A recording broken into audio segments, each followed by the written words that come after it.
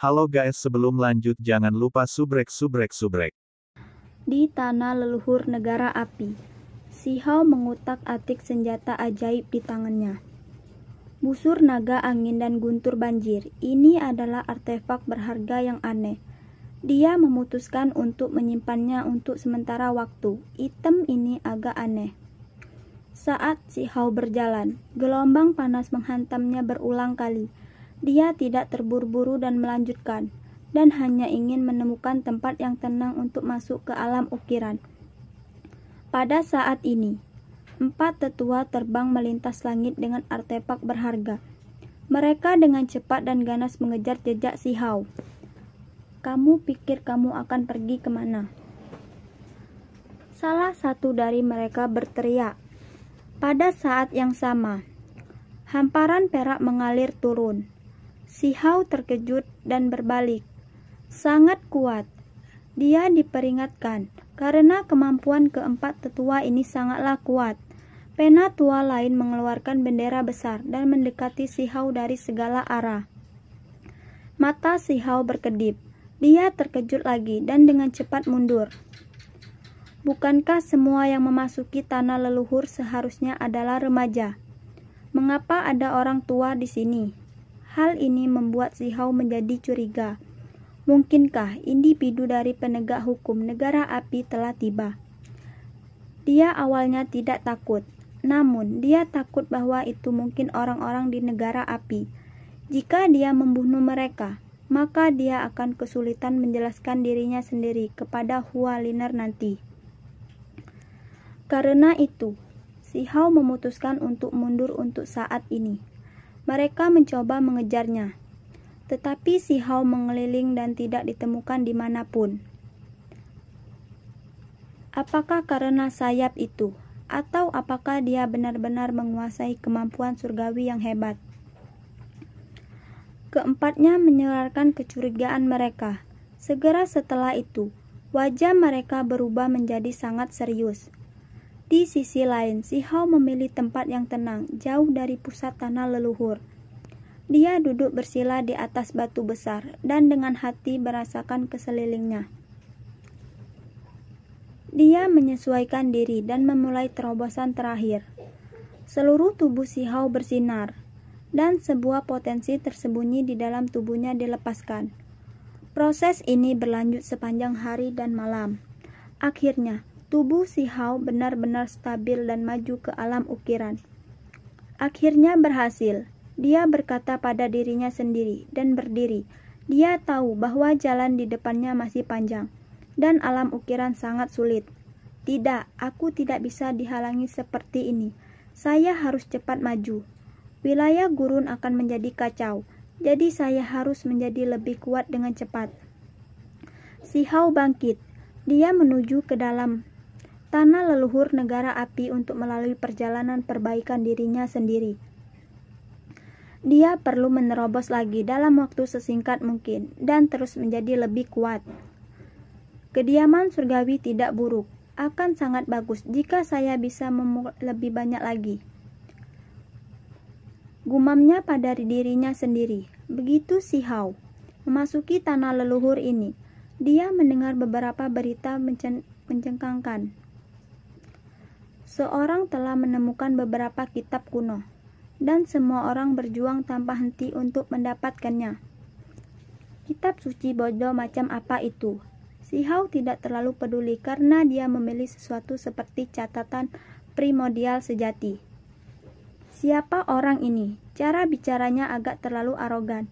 Dari samping, wanita cantik dengan mata besar bergumam.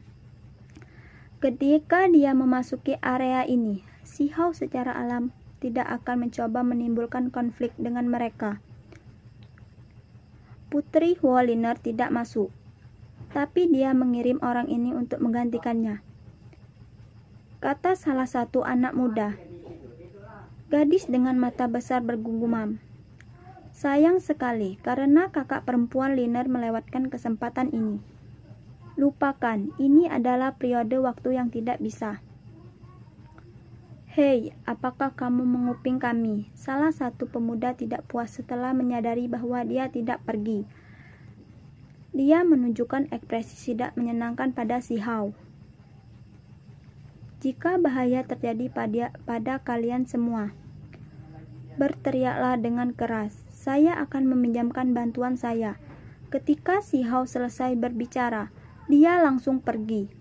Ketika orang itu mendengar kata-kata ini, mereka semua memutar mata.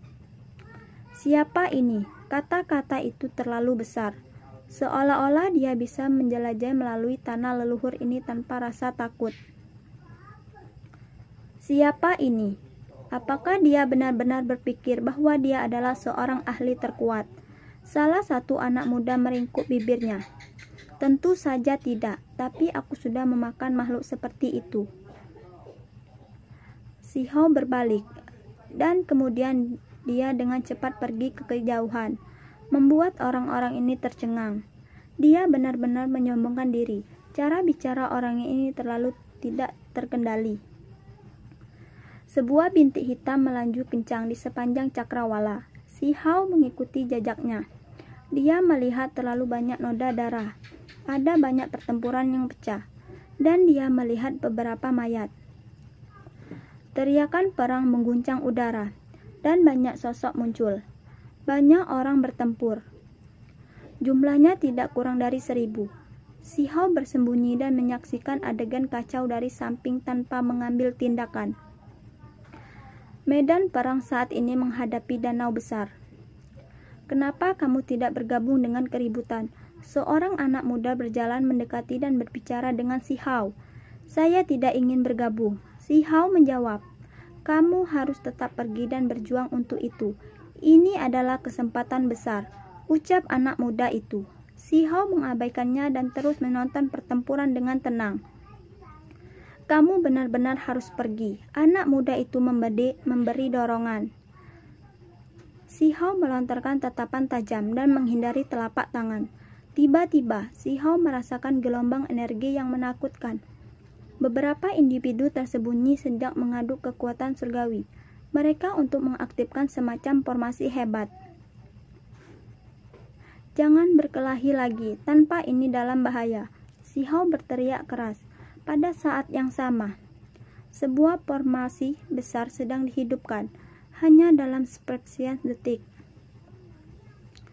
Kekuatan mengerikan mengelilingi area ini. Daerah ini meletus dan jeritan sengsara terdengar. 10 orang dihancurkan menjadi pesta perdarahan. Tiba-tiba, sebuah spanduk turun dari langit. Itu menusuk ke dalam formasi besar, meruntuhkan semua simbol yang telah berkumpul di sini. Semua benar-benar hancur. Kaisar Api. Mereka yang telah mengaktifkan formasi berteriak ngeri. Spanduk emas terpisah dari bumi dan menghilang dalam sekejap mata. Anak muda yang menghadapi si Hao menjadi pucat dan berbalik untuk pergi.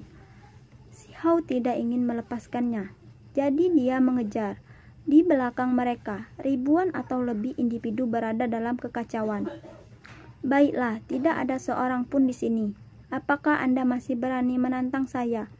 Pemuda berambut merah itu berhenti. Apakah kamu pikir kamu berharga? Kata si Hao. Sebuah pertempuran besar pecah. Si Hao menggunakan kekuatan alam ukir untuk langsung mendapatkan keuntungan. Pemuda berambut merah itu sangat kuat, dengan tingkat kultivasi yang lebih tinggi dari si Hao. Dia sengaja datang ke sini sendirian, bertukar lebih dari 100 gerakan dengan si Hao. Akhirnya, setelah si Hao menebasnya, bentuk alisnya terungkap. Seekor ular piton merah berterbang. Dia akhirnya membunuh binatang buas ini. Saat membersihkan plain piton, dia melihat dokumen perunggu. Itu lentur dan kuat. Dan ketika dia menjetiknya, suara logam dihasilkan. Tampaknya tahan air dan api. Benar-benar ada selembar tulisan suci. Si Hao terkejut. Dia membacanya dengan cermat, menunjukkan ekspresi terkejut. Pada akhirnya, dia hanya bisa tertawa terbahak-bahak. Teks ini terlalu penting.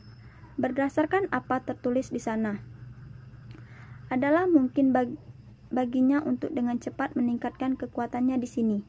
Tidak ada pilihan lain jika saya ingin menerobos dan terus meningkat. maka saya harus tinggal di sini untuk jangka waktu tertentu. Raungan tiba-tiba merobek udara, mengguncang langit dan bumi. Seekor lembu besar dan sangat ganas yang seluruhnya berwarna hitam pekat muncul. Adegan ini sangat mengejutkan. Lebih dari 10 orang dikubur di bawah kaki lembu itu. Keinginan memenuhi mata Shihao. Sapi barbar ini adalah salah satu makhluk yang dia cari, dan dia akan memanfaatkannya dengan baik. Ada beberapa orang menjadi cemas dan mengatakan pada Shihao, "Bukankah kamu mengatakan dari mulutmu tentang seberapa kuat dirimu? Sekarang benar-benar ada lembu yang hebat. Jadi cepat dan bunuhlah. Teman, cepat dan bantu kami menyelamatkan Ling Feng." Ketika Shihao mendengar apa yang dikatakan, dia tersenyum. Sungguh sesuatu kebetulan baginya untuk bertemu dengan gadis bermata besar itu lagi. Shihao takut sesuatu yang buruk akan terjadi dan segera mengambil tindakan. Dia mengeluarkan busur naga banjir angin dan guntur dan langsung menariknya. Seberkas cahaya keemasan terbang menuju mata kanan sapi barbar.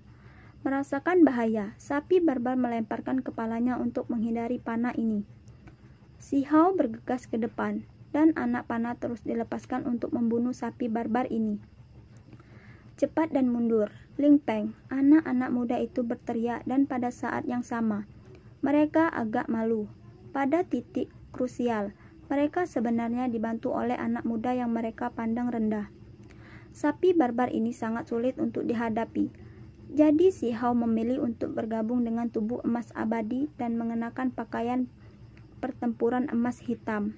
Pada saat berikutnya, ketika dia sekali lagi menarik busur, panah yang dia tembakkan benar-benar berbeda.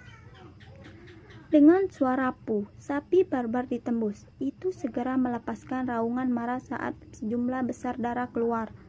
Matanya benar-benar marah saat menatap Shihao. Api menyembur keluar dari mulutnya. Busur ini benar-benar cukup unik. Tidak peduli seberapa kuat saya, itu akan cocok dengan saya, kata Shihao dengan suara lembut. Shihao terkejut. Sapi barbar ini sangat kuat. Shihao sekali lagi menarik busur. Dia menggunakan semua kekuatannya. Dan ketika dia melepaskan panah ini, seekor naga banjir besar bergegas menuju sapi barbar. Kali ini, sapi barbar mengalami cedera serius setelah kedua tanduknya terbang. Seluruh tubuh sapi barbar menyala, dan simbol menutupi tubuhnya saat menyerang Shihao dengan cara mengamuk. Cepat dan mundur, si cantik bermata besar dan anak-anak muda lainnya berteriak. Sapi barbar akan mempertaruhkan semuanya. Dengan seberapa dekat keduanya satu sama lain, tidak ada waktu tersisa untuk menarik busur lagi. Dia hampir bertabrakan dengan Shihao. Namun, hasilnya benar-benar melampaui harapan mereka. Shihao menyingkirkan busur dan membanting dengan telapak tangan. Dan tiba-tiba benar maksa sapi barbar berhenti ketika mendarat di kepalanya. Setelah itu, Shihao tiba-tiba bergegas ke samping dan menebas dengan telapak tangannya. Orang-orang di sisi lain ketakutan. Seekor lembu iblis yang sangat kuat terbunuh begitu saja. Kamu benar-benar teman Putri Liner. Gadis Buddha bermata besar itu berkata dengan suara rendah. Benar, Shihao memberinya jawaban. Setelah itu, dia mulai membersihkan sapi barbar. Benar saja, dia menemukan bahwa seluruh lembu ini sangat berharga. Aku akan mentraktir kalian semua dengan makanan enak. Shihao memanggil mereka. Pada akhirnya, setelah bagian dari sapi itu dipanggang, daging berharga yang tersisa masih seperti gunung kecil. Semua orang akan makan dengan lahap dan menikmatinya sepuasnya. Setelah itu, Shihao mengumpulkan seluruh lembu dan ke dalam mangkuk pengubah surga. Dia menyesuaikan suhu berdasarkan catatan kuno dan mulai memperbaikinya. Saat dimurnikan, dengan cepat mulai mengiring, dan pada akhirnya itu benar-benar berubah menjadi abu, hanya setetes kecil cairan emas yang tersisa. Shihao berkeringat deras selama seluruh proses ini.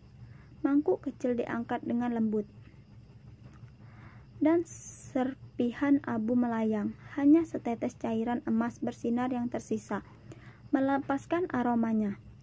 Apakah ini esensi dari keilahian? Si Hao tercengang. Dia tahu bahwa masih ada kotoran di dalamnya. Si Hao tidak melanjutkan dan mengungkapkannya ke mulutnya. Dia langsung menenalnya. Seluruh tubuhnya mulai memancar dengan cahaya keemasan segera setelah itu. Auranya menjadi sedikit lebih kuat. Seketika, dia sangat terkejut. Orang-orang di samping dapat melihat semuanya dengan jelas. Itu jelas merupakan sapi barbar tingkat raja yang mulia. Namun mengapa itu disempurnakan sampai hanya setetes kecil cairan? Itu tanpa diragukan lagi sangat berharga. Apakah kalian semua tahu di mana ada makhluk lain seperti ini? Si Hao bertanya. Anak-anak muda menjadi tercengang. Orang ini benar-benar konyol. Apakah dia akan memusnahkan makhluk sekuat ini? Di kedalaman tanah leluhur, seharusnya ada beberapa. Wanita muda dengan mata besar menjawab, "Ayo pergi, pimpin saya untuk melihatnya," kata si Hao. 2 hari kemudian, si Hao membunuh singa perak lainnya. Tubuhnya seluruhnya seputih salju dan kekuatannya luar biasa. Itu juga disempurnakan menjadi setetes kecil cairan surgawi. "Mengapa kamu menyimpan sumsum tulang?" Kecantikan bermata besar itu bingung. "Tentu saja ada kegunaan yang bagus untuk itu." Si Hao tersenyum. Sapi barbar dan singa perak sama-sama kuat, tapi mereka bukan yang benar-benar diinginkan si Hao. Kemudian si Hao mengeringkan sumsum tulang kedua makhluk itu dan menggilingnya menjadi bubuk. Dia kemudian bertanya kepada orang-orang muda itu, "Apakah ada danau di sekitar sini?" Tentu saja, danau yang dia bicarakan secara alami adalah danau magma dan bukan air. "Apa yang sedang Anda coba lakukan?" "Mengolah," si Hao menjawab. 1 jam kemudian, mereka tiba di samping sebuah danau besar. Tidak buruk, danau ini bisa. Si Hao dengan hati-hati menyebarkan sumsum tulang ke dalam danau. "Apa yang mungkin ada di dalam magma?" Orang-orang itu bergumam. Tak satu pun dari mereka percaya bahwa akan ada semacam makhluk spiritual. 1 jam berlalu begitu saja. Si Hao sangat sabar. Dan akhirnya dia melemparkan sumsum tulang yang tersisa ke danau besar juga. 1 jam lagi berlalu. Si Hao mengerutkan alisnya dan menjadi sedikit cemas. Mungkinkah makhluk-makhluk itu telah benar-benar musnah? Apakah mereka sudah punah? Tiba-tiba dia merasakan semacam fluktuasi. Sekelompok makhluk berjalan melalui magma dan terus melalap sumsum tulang. Mereka bergerak sangat cepat. Ini kumpulan ikan. Anak-anak muda semua tercengang. Mereka sangat terkejut sehingga rahang mereka hampir jatuh. Sebenarnya ada ikan yang hidup di dalam lava. Mereka belum pernah mendengar tentang hal seperti itu sebelumnya.